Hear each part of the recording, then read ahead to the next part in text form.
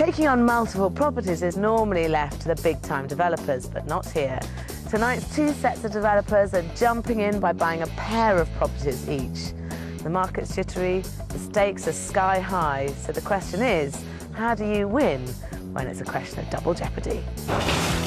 Why don't you just do them both at the same time? Oh! Any mistakes you make on this side of the development, you're going to make the same on the other side. This is going to put us another £4,000 over. We need to give some serious consideration to calling in some trades. I think that's just horrible. What a transformation. Isn't that amazing?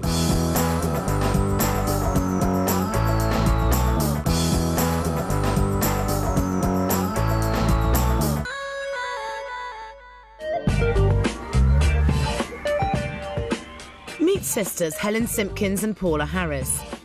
In the village of Warnborough outside Swindon, they're taking on a highly complex first development. This pair of tiny cottages have been knocked through into one, and they want to reinstate them as two extended houses in just 4 months. We're not new to property. We have got between us about 24 properties which are buy-to-lets. Property developing just seemed, on this sort of scale, the next step. Buy-to-lets are one thing, developing is quite another. And while I think this could be a lucrative double deal, hauling these pokey properties into the 21st century will take more than a little skill. Even so, the sisters are overwhelmingly confident. I don't think we can fail on this development. Whatever we did with them, I think we'd make a profit. 120 miles away in Christchurch, Hampshire, newly married Chris and Amanda Hodges have also just bought 2 properties. This pair of worn-out 1930s semis. We can get the first property renovated, on the market and sold, and then with the profits we make from that, we'll be able to do up this house. By finishing one property to finance the other, they're hoping to carve out new careers in developing and a new future together.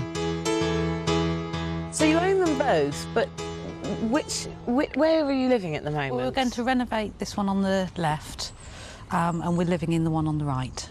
So we've got work and home all together. So you're going to do this full time? Yes. Is that right? Apart from the shell going up that we've got a bricklayering to do, we've got no more labour after that, have we? No, we're doing it all ourselves. Right. And have you got any experience of doing this? Well, I'm a carpenter. Right. Amanda's a hypnotherapist. Right. So she's actually told me that she's going to hypnotise me into doing trades that I don't do. That I wouldn't mind seeing. Though a more practical solution would be for Chris and Amanda to take on less of the work themselves and hire in some trades. In fact, they could take a much more commercial approach to the whole project. I mean, you're going to develop the other one as well, aren't you?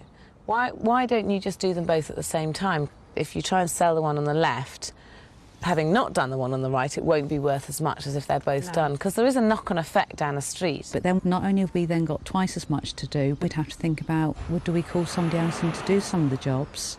So then it wouldn't be cheaper to do it at the same time. It would start sort of falling into being more expensive to do it at the same time. But then every month you've got more mortgage to pay, and every month you've got to support yourselves as well. And every month, this kind of heat in the market at the moment, and who knows where it's going.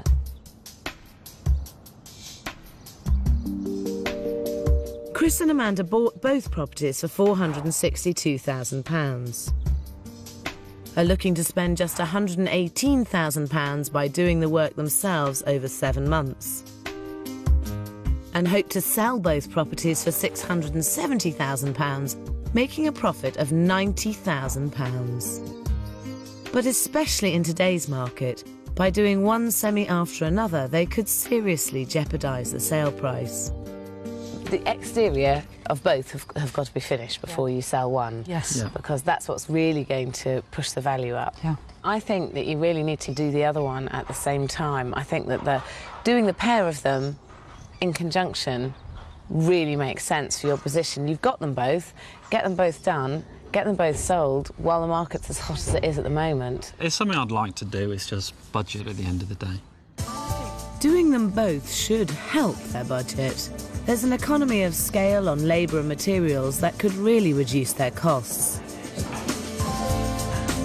But before even considering the finances, they need to come up with a layout so good it's worth repeating twice over. This typical 1930s house has 3 bedrooms and a family bathroom upstairs. And downstairs 2 reception rooms and a small kitchen. Chris and Amanda plan to create an impressive 4-bedroom house by building a 2-storey extension. But they're not making the best use of the extra space. On the ground floor, as well as a garage, they're squeezing in a workshop, utility room, and a kitchen diner that is small for today's market. I think it'd be definitely worth making this kitchen bigger. And bearing in mind you're going to end up with 4 bedrooms and 2 bathrooms. This is a good family home. And compromising the kitchen isn't really what we want to do. I can see why carpenter Chris would like a workshop, but for most families a better solution would be to use this area for the utility room, which would create space for a much larger and more attractive kitchen breakfast room, ideal for the family market. It's not worth compromising the kitchen because a big kitchen breakfast room will sell the house very quickly. It's nice to have a separate utility, so if we can get it at the back of the garage, that'd be fantastic. It's a good layout that could translate into a great return across the 2 properties, as long as Chris and Amanda think they have what it takes to do both at once. I think actually we will take Sarah's advice and go for the second development. Sink or swim. As neighbours of our own house, we certainly won't object to it. If Chris and Amanda put proper finance in place and bring in the trades where necessary, this project could make them a far better return than they imagined.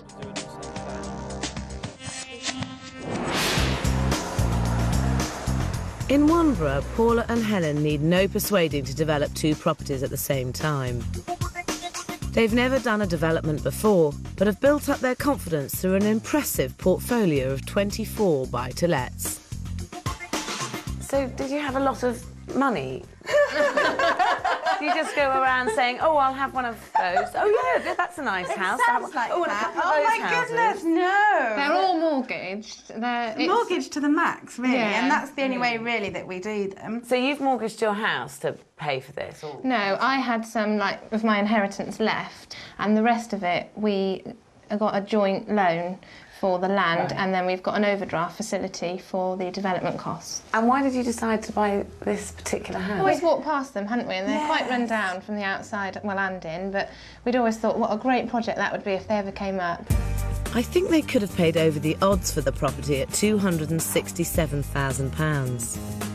There's a small budget of £84,500 to create 2 houses in just 4 months. They're hoping to sell each one for £235,000, making a total profit of £118,500. But the margins sound terribly tight, and there's a reason why. And when it came to the auction, it went to 250, and we said, That right, was that's our it. maximum. We said we won't go higher than 250 And then it because of the went stamp to, duty. yeah, and then it went to 266, didn't it? And I looked at you as if to say, can I please? And One you said, more. go on then, one more. So you've done your figures, it's stacked up at 250, and on the day you just thought, I'll pay another 17,000. Well, no. Ideally, I think we'd have liked to have stayed below the 250. Yeah. So do you think it would be fair to say that it was a tad impulsive, the purchase of Probably, this? yeah. The market's uncertain. What's more, the smallest mistake could easily push the budget up and pull the sale price down. To succeed, this development is going to have to be spot on.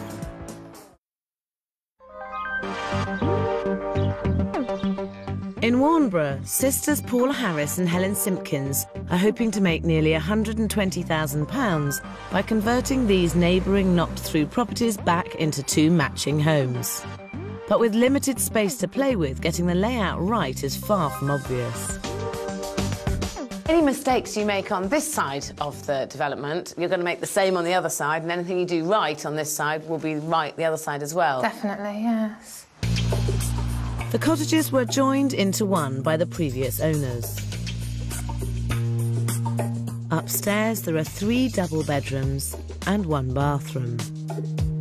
while downstairs has just one kitchen and 3 reception rooms.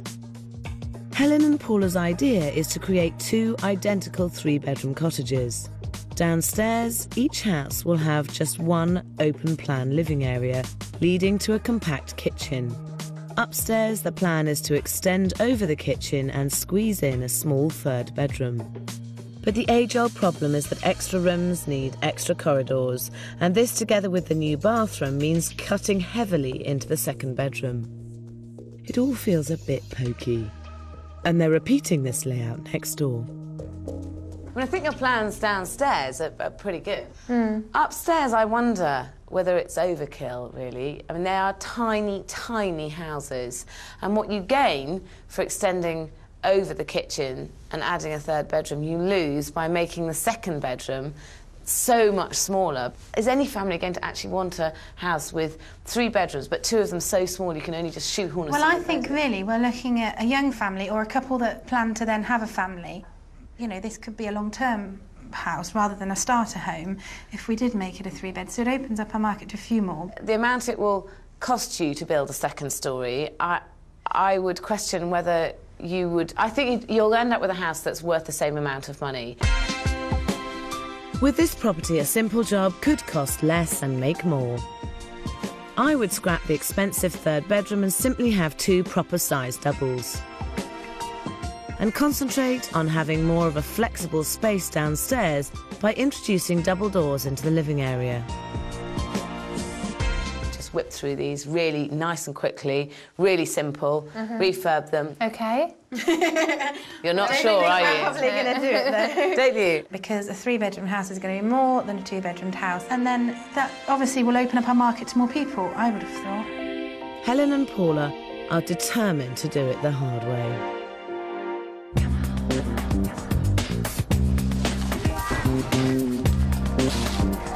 Their builders get straight to work ripping out the back of the house in readiness for 2 new extensions.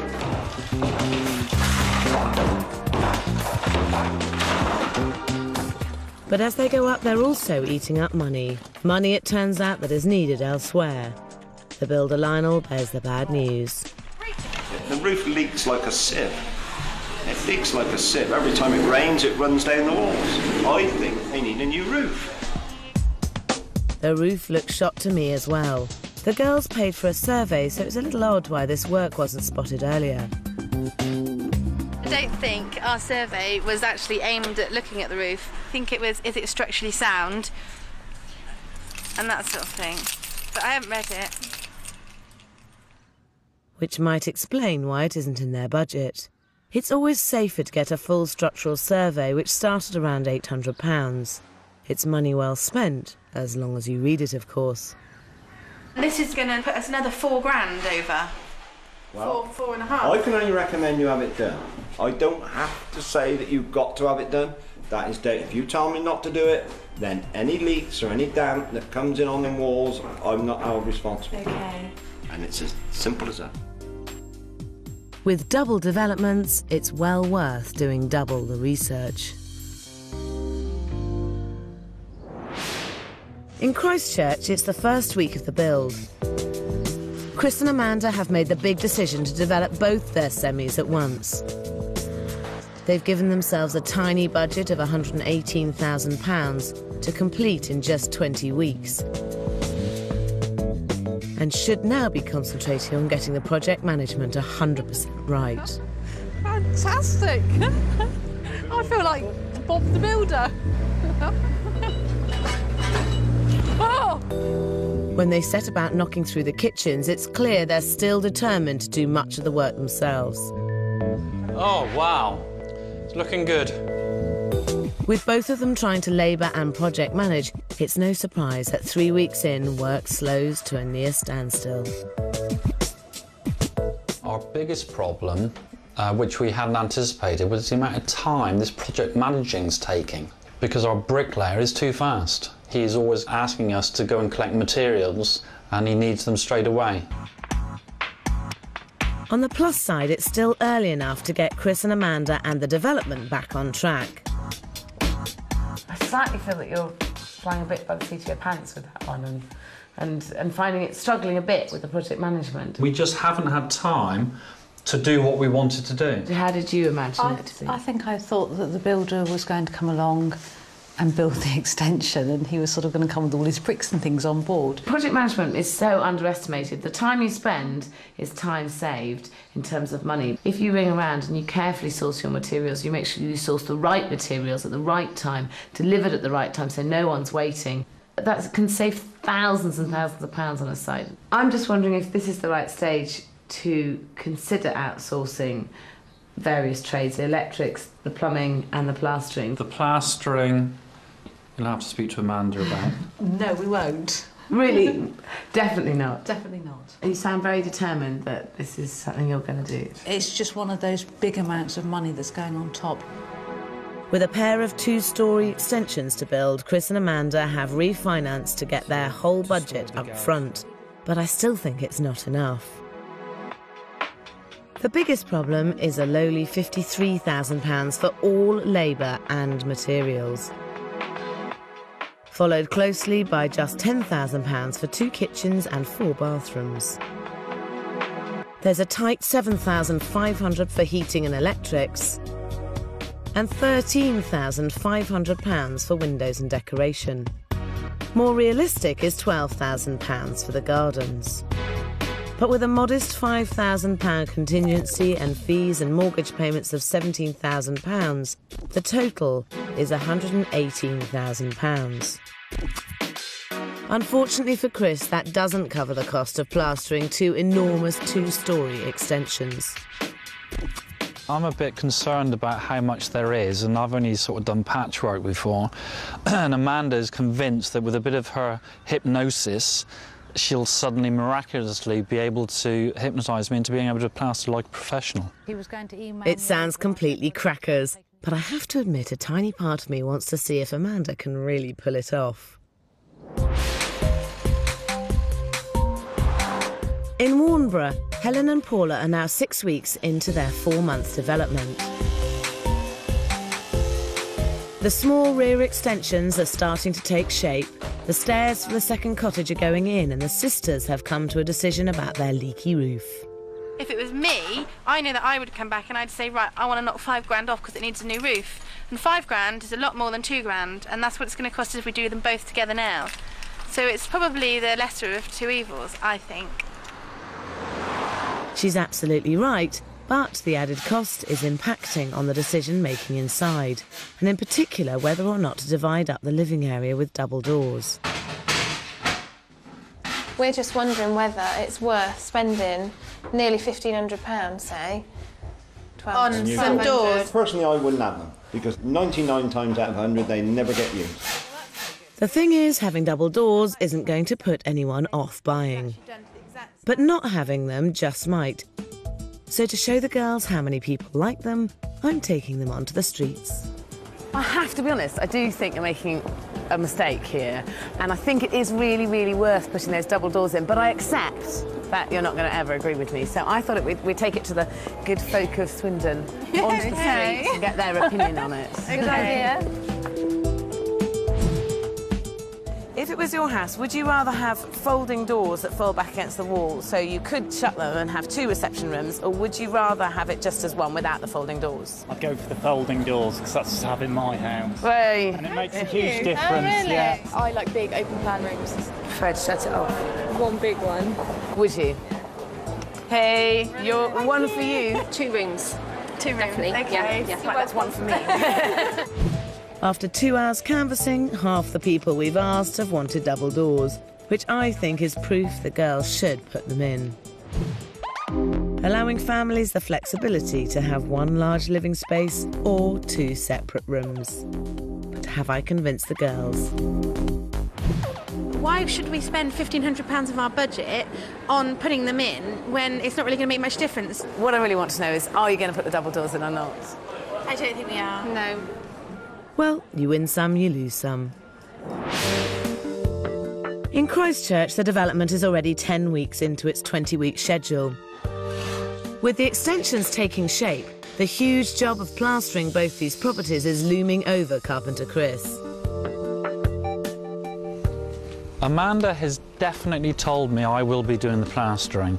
She's actually basically saying there's no way we're going to pay someone else to come in when we can do it ourselves.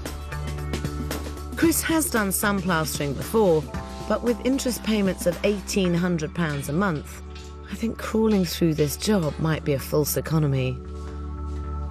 But I kid you not, Amanda is convinced hypnotherapy will turn Chris into a speedy and willing plasterer.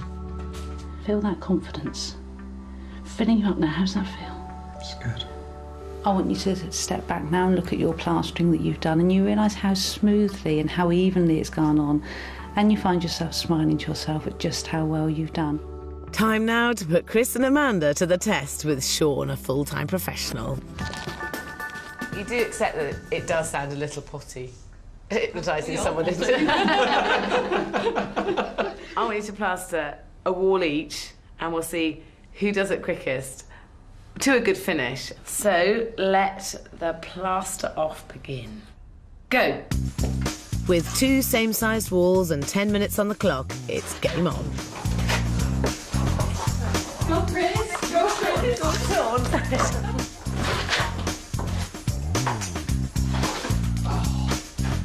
Flip. Come on, keep going. OK, 5, 4, 3, 2, 1. Stop! Stop, stop, stop! Hey, I'm very impressed. Is this better than before you were hypnotised? I didn't drop so much on the floor, and I think that's probably because I was just feeling more confident. But in reality, Sean's is flatter and he is quicker. Plastering all of the outside of this, upstairs and downstairs, how long would it take you to do that? Best part of a week, I think, yeah, do all that. So It's quite a lot to do, quite a lot of work. 2 houses, a week each. It's going to take a bit longer, isn't it, than Sure. it would take a professional. So, say 3 weeks of you plastering. Are you thinking that doesn't sound very appealing? It doesn't sound particularly appealing. But the question is, Amanda, do you think you could be convinced on this? It would be a huge weight off our shoulders, but can we afford to do it? That comes back down to that. It's made me realise just how much I hate plastering. If Chris starts this job, there's a real danger he'll never finish it. Remember that every month that goes by, it costs them £1,800 for those mortgage repayments. Because if I can get out of it, I think I might follow Sarah's advice. But of course, I'm up against Sarah's advice versus Amanda's. And, you know, Amanda's going to win.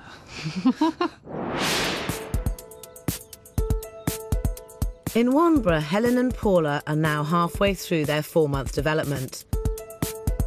The budget-busting roof is going on.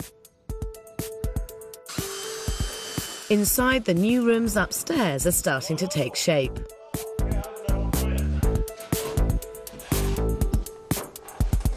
And with 1 bathroom fitted, the girls are realising just how tight the space is.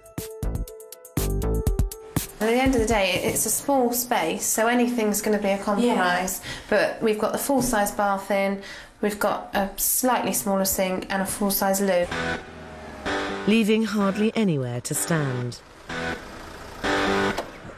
The biggest danger with multiple properties is duplicating your mistakes. Hopefully I can head this one off the pass. OK, so this is the space you've got at the moment. Mm-hmm. Yeah. With the door opening here, then you've got to get round the bath, round here, and then if you were bathing a child, to kind of bend over and get the... You'd have to be like this to get the child in and out of the bath. Are we agreed that we can do better than this layout with the next house? I think so, yeah. When you're dealing with tiny bathrooms, there will always be a compromise, but it's worth looking for space-saving furniture like shorter baths and corner sinks. OK, so this way you can have the door opening against the wall so that you use the whole space in here. You've got a nice basin, loo and bath. I do think it is still a compromise because Yeah. you have got a sink which is awkwardly sort of squashed into the corner a bit, facing sort of that direction. Plus, it is a short bath. I think that's true, but I also feel that this is a very small house. Really, really tall, 6'5" people are not going to be living in this house because it's too small. So in this situation, I think a smaller bath is forgivable. I think this is a good compromise, and I think we will go with this idea in the one bathroom. Definitely. Great. Decision made. It's just a shame this bathroom is only going in one property. I know which house I would buy.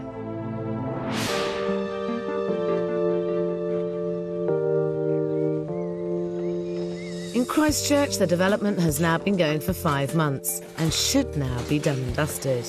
Instead, Chris has been plastering on and off for 4 whole weeks and still hasn't finished. I just hate plastering, basically. But it was down to cost at the end of the day. We just can't afford to get a plasterer in to do all the plastering we've got. Chris is deep in the doldrums, and the plastering is only the half of it, because the market has started to cool and speed is now critical. But unbelievably, they're taking on more rather than less work. I allowed a week to do the main roof. I reckon it'll take at least 6 weeks, the two of us. There's so much to do. We need to give some serious consideration to calling in some trades. But we're not defeated. Yes, we are.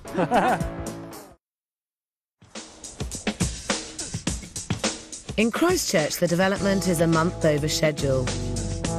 Chris has now been plastering on and off for 6 weeks and still hasn't finished the job.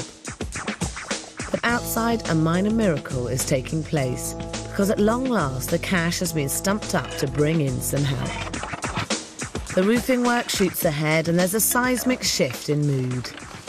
We are so confident now. We had a bit of a lull, come out the other side, going back uphill, and we're supremely confident. We are developers. Having the trades in has freed up their workload and given Chris and Amanda time to think. We'd not only like to make this a spectacular house, but we'd like to incorporate some green things like solar panels, water recycling. It's just so much in the press.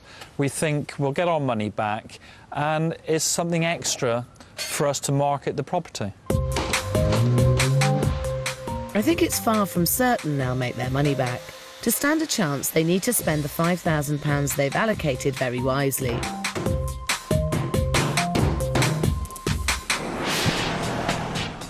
In Warnborough, it's 10 weeks into their 16-week project and the cottages are near completion. And it's finally a chance for the girls to get stuck in as they're taking on the decorating.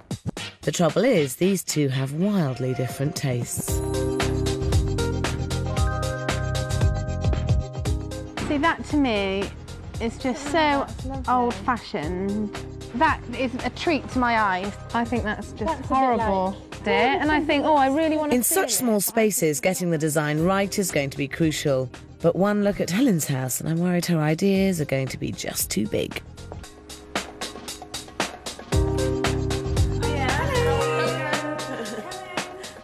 Thank you. Great, this is lovely. Well, look at that wallpaper. As I suspected, Helen loves bold colours and doesn't shy away from even bolder patterns.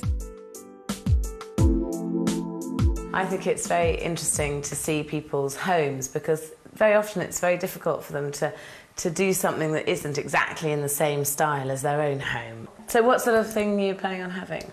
So the kitchen's going to be just plain cream, traditional kitchen. We're going to put some wallpapers up though, aren't we, and do some feature walls. I've had to sort of rein you in a bit when we were choosing some wallpaper, weren't you? Because you saw this quite bold print.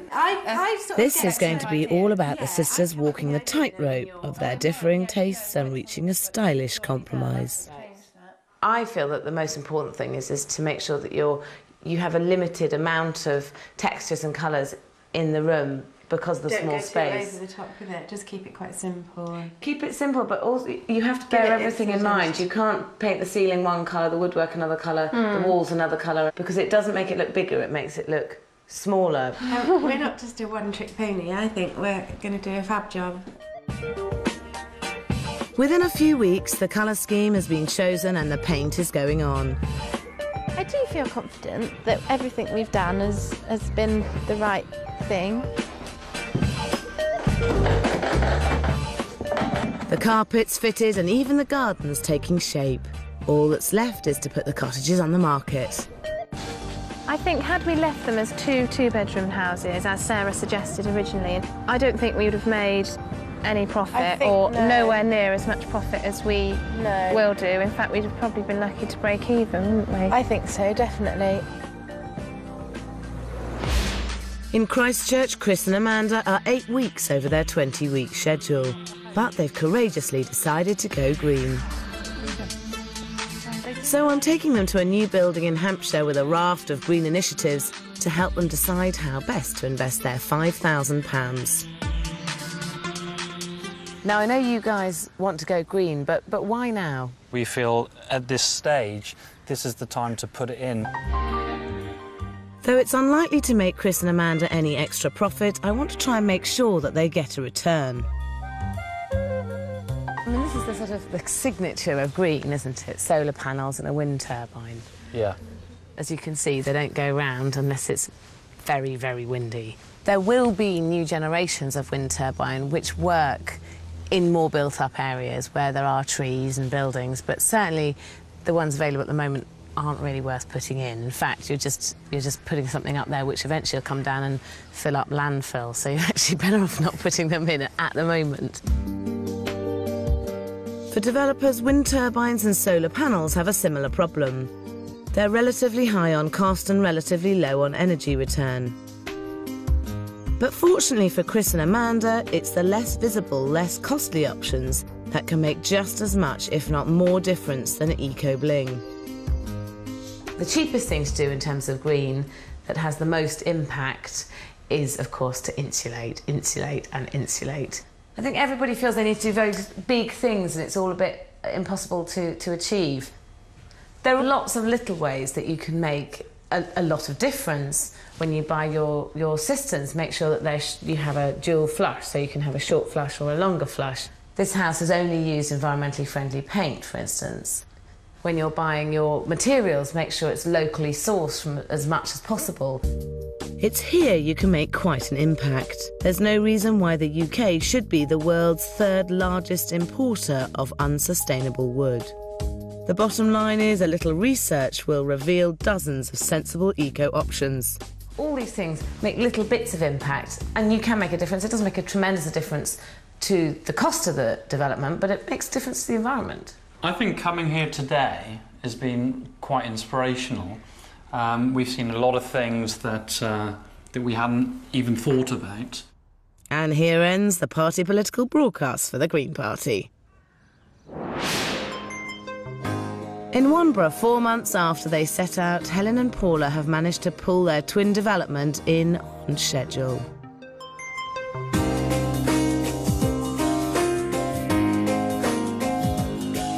Inside, on the ground floor, the sisters have managed to inject some style into their permanently open-plan layout, combining Helen's more neutral tones with Paula's particular pizzazz.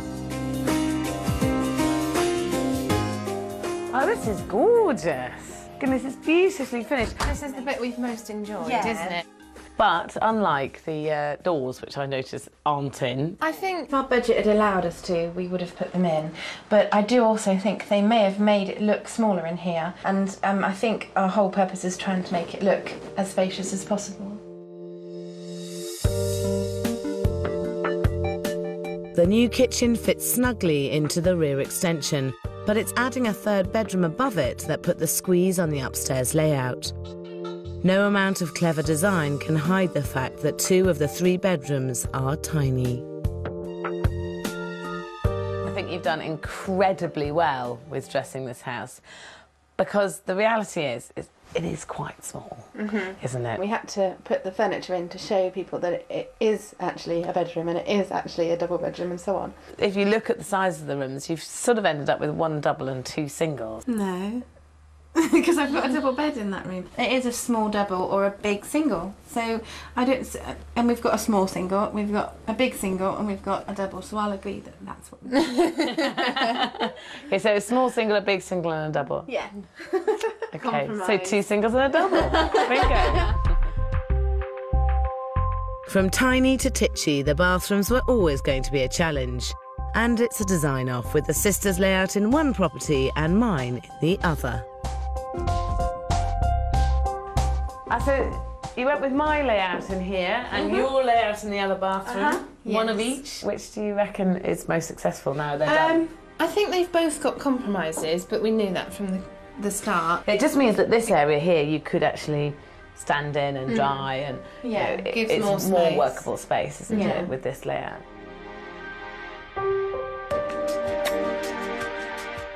One thing's for sure, it's taken a lot of work to push these properties from 2 to 3 bedrooms. So how much did it all cost? Your initial budget was £84,500. How much did you end up spending? 116. So that's £31,500 over budget. How did you go over? Because it was an older property, we didn't anticipate probably as many things come up that did, so therefore had to pay more out on tradesmen to come and put things right that we didn't anticipate. You were originally hoping to sell these 2 houses for £235,000 each, and that would have given you £118,500 profit. How much do you think that each house would be worth now? I'd say 250. But that may be less about the market and more about what the girls need to meet their £118,500 target profit. It's got a good blend of new and old. The original cupboards, the fireplace. Well, the bedrooms are well dressed, but they are small. Kitchen is compact, but they're smart units. Compared to the bathroom in the other cottage, perhaps a little better equipped and laid out. I would value the cottages at £230,000 each. I value each of these 2 cottages at £235,000. I value each of these cottages at £240,000.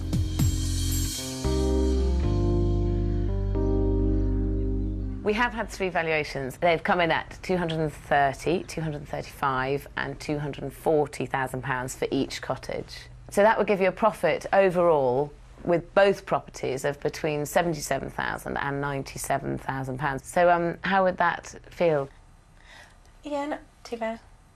Considering how far we went over budget, I would say that's pretty okay. I personally feel that you probably have limited your market to a certain extent because young professionals and families, I think, may find that the bedrooms are too small. Well, I do still believe that we've opened up the market by making it a 3-bed because it will appeal to, you know, young families would not look at a 2-bed to start off with. It was quite a brave thing to do, to take on 2 properties at the same time. Would you do 2 at the same time again? Oh, we want to do 6 or 10, don't we? At the same time? Yeah.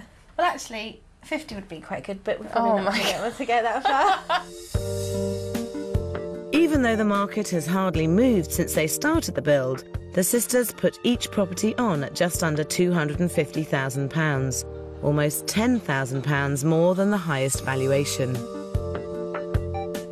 It takes them 6 months to sell one house at a reduced £210,000, giving them an £18,500 profit on the single property. The other is currently being rented out. In Christchurch, the project has now been going for nearly 10 months. Chris and Amanda are working round the clock to finish once and for all. Though it's taken so long, the once hot property market seems now to be a little more tepid. Chris and Amanda are as optimistic as ever. We were concerned about the news of prices dropping. Seeing the house now, what we've done to it, I have no doubts that it will sell straight away. I hope it will. And I think we'll earn more than what we originally estimated. You know, the worst house in this street is now the best house in the street. Sorry, neighbours.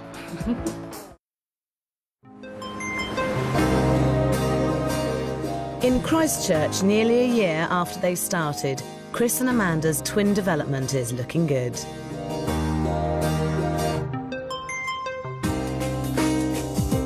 The once shabby pair of 1930 semis are virtually double their original size and practically unrecognisable. What a transformation. Isn't that amazing? It looks a bit different, doesn't it? I'm absolutely transformed. It does make me smile when I drive down the road now. I'm not surprised. I think it makes everyone else smile as well. It looks great. The funds did dry up, though, and round the back, it's clear one property still has some way to go. But the aim was always to max out on the first sale by getting both facades done. And so far, this is looking like a major success story. If only one had been done, it would have looked a tad incongruous on this street. But having them both done, rather than one half being a scruffy old semi and the other being a big grand house, just makes all the difference. Absolutely. Now the inside of the finished property just has to match up with the outside. And in the new kitchen diner, it certainly does. Chris and Amanda knocked through to create a spacious area with a separate utility room, which should hit the family market head on. To think that the kitchen originally was only going to come to about here, and then there'd have been a utility room and then a workshop, and really quite a disappointing kitchen. It would have been a really big compromise and a great shame to have a much smaller kitchen and a utility room. And let's be honest, if a family's going to buy a newly modernised house, they're not going to really want a workshop. It was you that wanted a workshop because you were a carpenter, wasn't it? It was a place to keep my tools and materials, but at the end of the day, this is a development. Downstairs, the lounge has been given a thorough revamp, as have the 3 old bedrooms upstairs. But it's the addition of a brand new master suite in the new upstairs extension that should add the most value. The styling reflects the clean, modern feel throughout the property, and the finish looks faultless. Did you do all this plastering? Yep. I am so impressed. So that hypnosis worked? I guess so, yeah. No, because he still hates plastering. Well, that's true. I mean, I just wasn't looking forward to doing it. So you're still not a plastering fan? If I could afford it, I'd get the professionals in. Finances were always tight and put the squeeze on Chris and Amanda's green intentions, but they've done their bit using both recycled insulation and recycled wooden furniture. Chris's handiwork is impressive, but taking on so much of the work themselves has proved too big a job. Chris and Amanda had hoped to get both finished for £118,000.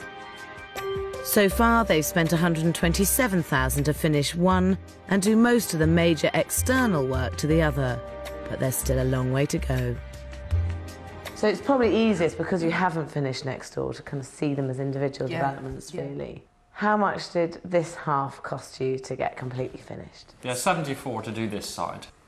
That's a tremendous achievement to have done this entire development, including all your costs, and to have extended it and refurbished it all in for 74,000. But it's come at a price, hasn't it? The price has been that we've had to work hard. Me personally, as a woman, I've worked physically hard for 9 months. It's been a huge learning curve. I don't know if I'd want to put Amanda through the hard work again. When you originally started out, you were hoping to get £320,000 for this house, and that would give you a £34,000 profit. How much do you think that you would now be able to get for it? 350 would be acceptable, and we'd go out and celebrate. This presents very well. Wow, this is a really spacious kitchen with a good-sized dining area too. The utility room, absolutely ideal. I love the decor in here. It's really well done. It's more than a semi-detached because of the presentation and the finish. In many ways, you know, they've got the best house in the road here. I would market this property at £335,000. I'd value this property at £365,000. I would value this property at £365,000. We've had the finished house valued, and the first one valued it at £335,000, and 2 came in at £365,000. I'm happy with that, actually. Yeah? 365, yeah. I think it was worth £1 million how hard I worked, actually. So that would give you a profit of between £49,000 and £79,000. That's good profit. I think we could afford a holiday. One of the other things the agents did say is that by doing next door and this together, you've added at least £20,000 in value to this property alone, and then another £20,000 on next door. It was worth doing it. It was definitely worth it. Worth killing yourself. Thank you, Sarah. Chris and Amanda paid £212,000 for the first property, spent £74,000 doing it up, and if they sell for the higher valuation of £365,000, they stand to make a £79,000 gross profit. Now, if they could do the same next door, they'd rake in £158,000. How are you planning on financing finishing off next door? We need to get this on the market and sold. I think that the most effective way of getting this sold would probably be to have an open day. And so the big question is, what are you going to put it on the market for? I don't know, what would be your advice? I mean, if your top valuation's 365 in this market, I would put it on at 365. If 3 people want it, they'll go up. So 365 it is. Get the board outside. An open day is one way of marketing a property that can turn the sale of your property into a bit of an event and hopefully stimulate interest. Nice to meet you. Yeah. It's got a nice curbside appeal. It's a good area. The first impressions are actually really very nice. Size is an issue here, isn't it? With this being a semi, we have soundproofed right through the adjoining wall here. Oh, wow.